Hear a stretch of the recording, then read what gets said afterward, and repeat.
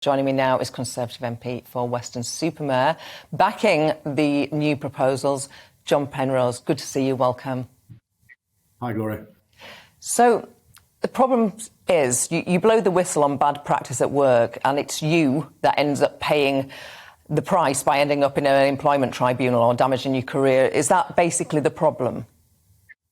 Yes, absolutely. I mean, the difficulty is that you get people who are trying to do the right thing and they end up losing, and they end up being, in some cases, being horribly monstered and losing their entire livelihoods, their careers, some cases their marriage and their homes and everything else as well, all for trying to do the right thing. So what you've got to try and do is create an environment where they're better protected, where they know that if they do take this important, sometimes life-changing step, that they're going to have, someone's going to have their back.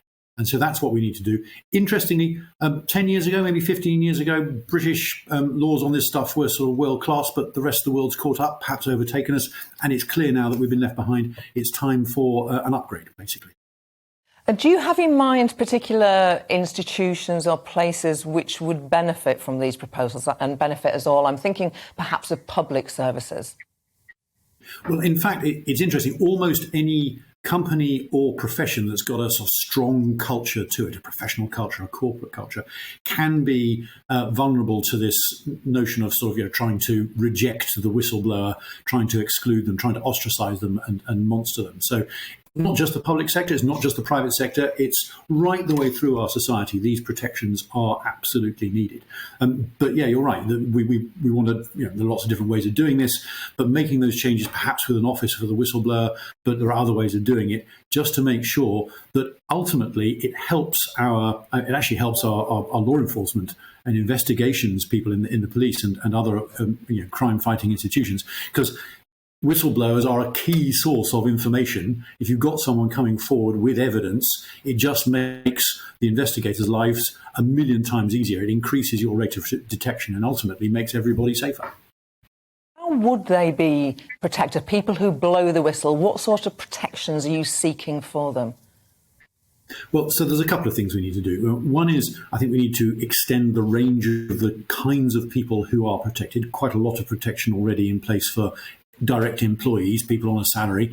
But what happens if you're a supplier to a company where you see something that's difficult or dangerous going on? What happens if you are a non-exec director on the board, so you're not technically an employee? So we need to broaden the range of people who are protected. And we also need to make sure that it's really, really clear that companies need to have the right systems in place, the right processes in place, and if necessary, professional bodies need to have doctors, nurses, but also lawyers, accountants and others.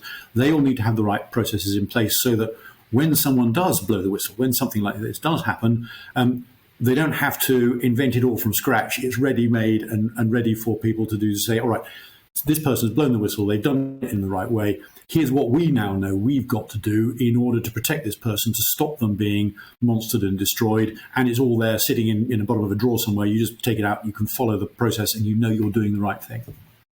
And let's talk about non-disclosure agreements. I think they're also in your site. So this is basically, you get a payout for basically keeping silent when you leave a workplace. Do some people quite like them, the payout, and think it's a price worth paying to keep quiet? I don't know. I mean, quite possibly some do. I think that it's a really fraught moral area, as you can imagine, because there's, particularly if there's something dangerous going on, which actually it's in all our interests, it's in society's interests to make sure it doesn't happen. You don't want to have potential witnesses being sort of paid off. That's not something which you want to have happen. So what you want to do is to change the equation so that it always pays to do the right thing, to be a whistleblower when you see something wrong. And that obviously may mean that some non-disclosure agreements become moot, just you shouldn't apply. But you've got to make sure that you've got the protections in place before you start going after the non-disclosure agreements, so that people know they're going to be protected. And this is being brought forward by a backbench MP, but from what I've read, it seems the government are in favour, want to push this through. But realistically, it's all about timing, isn't it? And is this going to be at the top of the government's legislative programme, or is it something that they'll get round to tomorrow, whenever mañana, if you like? Yeah, I'm waiting for a government minister to say manana at the dispatch box. That will be a parliamentary moment. But no, you're right. It's always a problem of time, of just getting space in the legislative timescale to do this sort of stuff. There is, however, some legislation coming up. There's an economic crime bill which we're all hoping is going to be coming up in the next couple of months. You could put some whistleblowing clauses in that to sort of solve an awful lot of the problems that you and I are talking about here. So the time is now. The moment is available. So even if we can't get a full-blowing, whistleblowing bill, act, all sort of, stand alone, we might be able to get some of these things that you and I have been talking about into another piece of legislation quite soon, if the government is willing. And that's the reason why I'm supporting Mary Robinson's bill today. And I hope that it will attract some attention and perhaps get a bit of a following wind. And just to bring this into real life, can you give us any examples of people who have blown the whistle and who have been, in your words, monsters as a result? I probably shouldn't sort of name cases, but a quick internet search will show all sorts of sometimes heartrending stories about people who've lost everything. So I'm afraid it's all too common, and therefore, this is something which we do need to protect and make easy. As I said, it helps the police, it helps the investigators as well. But also there is a trail of broken lives of people who tried to do the right thing and who've been badly mistreated. So I'm afraid there are too many to count. If I mention one or two, it won't be fair on the others. And just tell us what happens under the current legislation if you do blow the whistle. What's a practical example of being monstered? Well, so if you are a member of either a company with a strong corporate culture or an organisation with a strong organisational culture, or a member of a profession, what can happen is that basically your work dries up. You don't get given jobs to do. Your income vanishes if you're a contractor or a consultant or something like that. Your colleagues and people you thought were your friends don't talk to you anymore. They don't trust you anymore. You may find yourself being pursued through an employment tribunal for effectively what some of your colleagues will think of as betraying secrets for the organisation, within a public sector organisation or a company. So you end up losing your job. You end up losing quite a lot of your friends. You end up losing most of your income, and that can mean that you lose your house. It can mean that your relationships break down because the stress can be very, very serious indeed.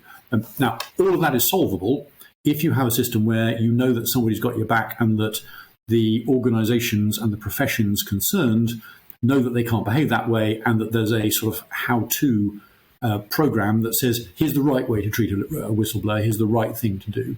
And if we get people who then have confidence that if they do the right thing, it's not going to happen that way, and they're going to be looked after, and they're going to still be able, if you've trained all your life to be anything from a quantity surveyor through to a medic, that's what you know, that's what you do. And if you are in mid-career and suddenly it all dries up, you need to know that you're going to be protected from that, and that you're going to carry on being able to earn a living having done the right thing. And so that's where we need to get to stop those kinds of, I'm afraid, very human, very understandable, but ultimately really unacceptable, but all too common things from happening. Your regulator, if these proposals come into law, won't they? Just explain the role of the regulator and the penalties that companies might be subject to if they flout the regulator. Yeah. So I mean, this particular version of the bill would propose a regulator. You could do it other ways if you needed to, but this is a pretty good set of suggestions. And this suggests an office of the whistleblower, which basically says, look, the office of the whistleblower will say, here's how to do it right. If you're a company, if you're a public sector organisation, if you're a charity, here's the right way to do it. Please follow these guidelines. They'll talk to professional standards bodies and regulators and make sure that they've got the equivalent set of rules as well.